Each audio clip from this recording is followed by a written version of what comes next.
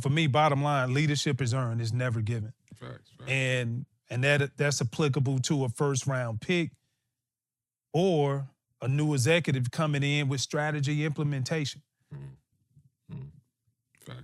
A misconception is, I remember arriving to a team and, just seeing the work ethic of other guys. And for me, I've always been driven to be the best. I'm going to be the best that I'm going to be. But you see some of these other dudes who, they are there before you, and you're like, okay, I got a front row seat. Let me see how you work. Yeah. We don't play the same position, but it's like, this dude here was a first round pick. He's the leader. Yeah. He's walking back to the huddle after he's pouting about somebody hitting. We thudding off, Thudding off means on the defensive side, for our viewers who don't know we ain't taking them to the ground, but boom, I just want to give you a little, let you know I was there. Yeah, facts. And you just, as a running back, you just gonna stop walking? Man, I don't respect this guy. Furthermore, I don't even respect the person who brought him in. Like, you should have done your research. So, for me, it's not earned. Leadership is earned. It's not given to anybody. Yeah. And the misconception of just because you come in with the title of a first round pick, I was first round 13 pick. For me, I was like, that ain't enough. I want you to know who I am, like, long time.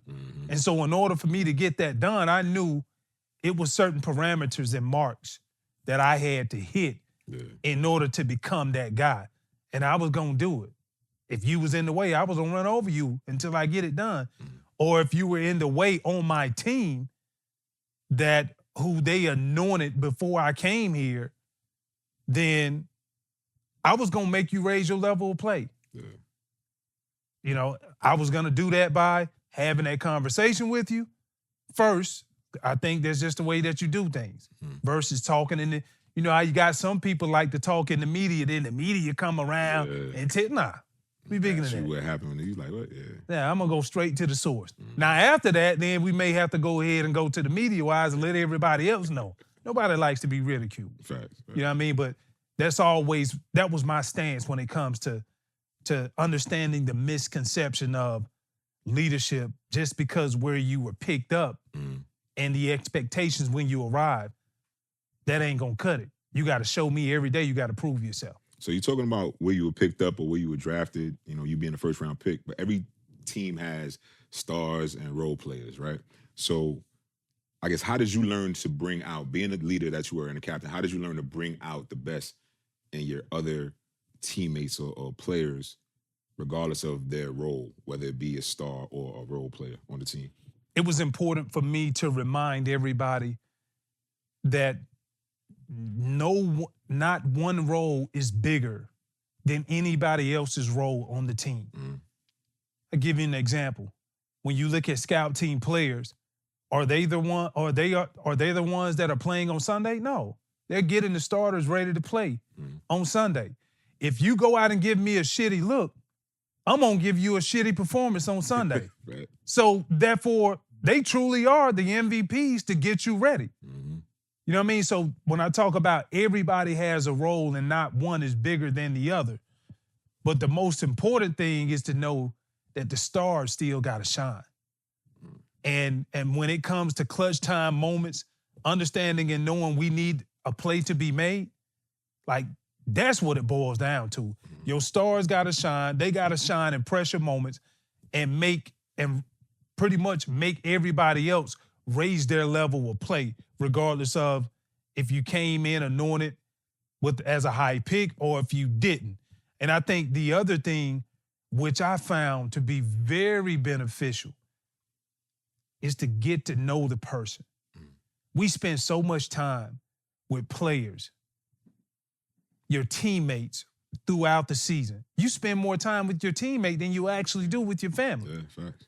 So once you get an opportunity or several opportunities to figure out who you are, where are you from, what makes you tick, now I know you. Now, when I come at you, it's not looked upon or frowned upon as me coming at you. I know you. Me and you sat down, we split a 12-pack together. We had a fifth. Yeah. We had a fifth of that hen dog. And You know what I'm saying? So I ain't coming at you. yeah. We gonna do the same thing we did last Tuesday on our day off. We gonna get hammered. We gonna talk about what we gonna do later that night. And then the next day we coming back to work. Back to business. Yeah. And so for me, it's about knowing the player. It's about knowing your colleague. It's about knowing what buttons that you can push. So now, when I do have to have a tough conversation with you, it's not frowned upon as, oh, you coming after me or you attacking me. Nah, we both like the same thing, but I'm just holding you accountable. And I got the same goals. So. And we got the same goals. So like, what we talking about? Right. And guess what? It's no different than in relationships. You know what I mean? Like, we don't want to address that. That's a whole nother episode. But maybe we'll bring on somebody one day who could talk about some relationships. But like, that's at the bottom line, that's what it's about, man. Getting to know the person who you dealing with enough to know, like, man, this is out of love, bro. Yeah. This is nothing else. We both want the same thing. Let's talk about how can we get there. Facts. And then you talking about getting to know the person and becoming like that tight-knit unit that has the same goals, same aspirations, et cetera. But with that, conflicts happen, bro. I think back to when we played, fights on the field. You see it all the time at training camp fights and everything. But how do you approach handling those disagreements and the things that happen on the field, in the locker room, in the game, but making sure that y'all learn from it and then, your everyday people in life can learn from it too? Conflict. Yeah. Conflict is necessary.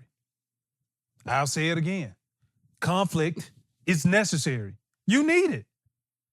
As much as we hate to say it, you need it. See, I don't like conflict, but And this is what I say, I don't mind conflict. I don't like drama. Conflict is a moment in time to where you disagree, whatever. Drama is that shit just continues to keep going. Like, I look at TV for that. I ain't got time for that drama, man. But, everybody, what you have to understand, everybody has an ego. Whether or not you in the business setting or you're in the locker room. Everybody has an ego that needs to be fed. And the most important thing is, it's okay for everybody's ego to be fed. But what can't happen is your ego can't override the big picture and goal of the entire thing.